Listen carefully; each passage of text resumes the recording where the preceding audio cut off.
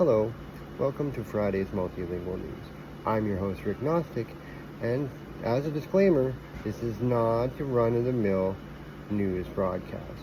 Every story tonight is in a different language, and the wheel has already determined the languages. Story number one, which is a national Canadian story, will be in French. The second story, which is an American story, will be in English. And the third story, which is of an international importance, is in Spanish. But first, let's head to Rick and the weather. Yes, hi there, Rick. Yes, the weather forecast for today is a balmy, sunny summer day with a high of 27. Humidex is at really high. The temperature will stay this way roughly until next Sunday with a low of 24, a high of 27. This is what your forecast looks like. All right, Rick, thank you. Now, for our first story. Psych, just kidding. The first story is in Spanish, the second story is in English, and the third story is in French. My bad. Unsealed Tumbler Ridge shooting documents reveal RCMP response. Nuevos documentos judiciales recientemente declasificados aportan información sobre varias armas de fuego relacionadas con el caso del tiroteo de Tumbler Ridge en Columbia Británica. Los documentos muestran que algunas armas habían sido incautadas previamente por la policía y posteriormente devueltas a su propietario legal después de un proceso judicial. El caso ha vuelto a llamar la atención contra el tiroteo del 10 de febrero en la escuela secundaria de Tumbler Ridge y los asesinatos ocurridos en una residencia cercana. 9 personas murieron, incluyendo el atacante, y otras 2 resultaron gravemente heridas. La RCMP investiga 4 armas en total, 2 encontradas en la escuela y 2 en la residencia. Sin embargo, la policía ha aclarado que la arma principal que se cree fue utilizada en el ataque escolar nunca había sido incautada previamente por la RCMP y su origen aún se desconoce. Por ahora no hay evidencia de que las armas que fueron devueltas sean las utilizadas en el tiroteo. La investigación continúa con análisis de pruebas físicas y digitales y más de 100 entrevistas.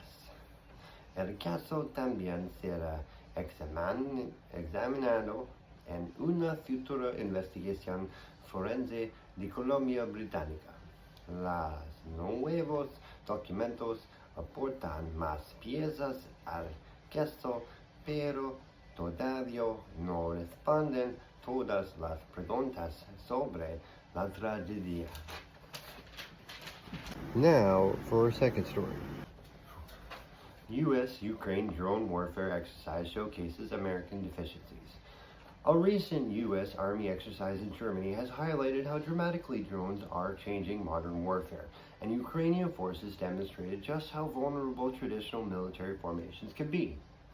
During the Combined Resolve exercise, U.S. troops faced Ukrainian drone operators from the 412th Regiment known as Nemesis. According to officials familiar with the exercise, the Ukrainian operators eventually simulated eliminating an entire U.S. armored brigade. The results reflect Ukraine's extensive battlefield experience. After more than 4 years of war, Ukrainian forces have made inexpensive drones a central part of reconnaissance, targeting, and attacks. The Pentagon is now increasingly looking to Ukraine for expertise in drone warfare and counter-drone tactics. The message is clear. Modern battlefields are becoming increasingly transparent, and even relatively cheap drones can threaten heavily equipped conventional forces. Now for our third story. Human remains on seafloor fuel biblical giant claims.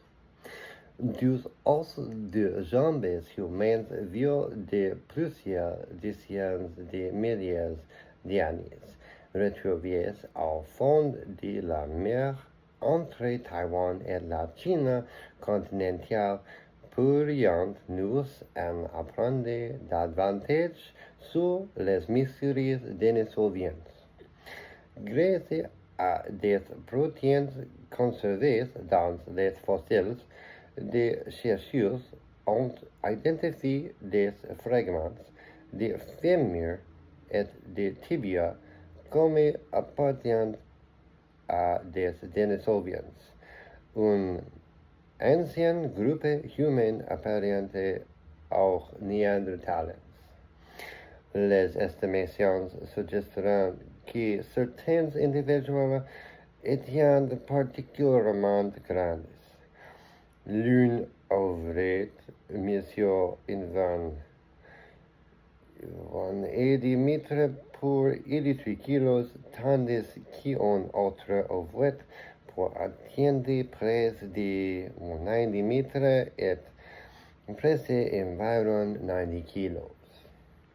Ces dimensions ont alimenté des spéculations selon lesquelles les dinosauriens pourraient entrer à l'origine de certains anciens récits de géants, notamment les Néphilim mentionnés dans la Bible. Certains ont également évoqué une possible relation avec le déluge biblique, puisque les onze ont été retrouvés sous la mer. Mais il n'existe actuellement aucune preuve scientifique reliant les dinosauriens aux Néphilim ou les fossiles au déluge.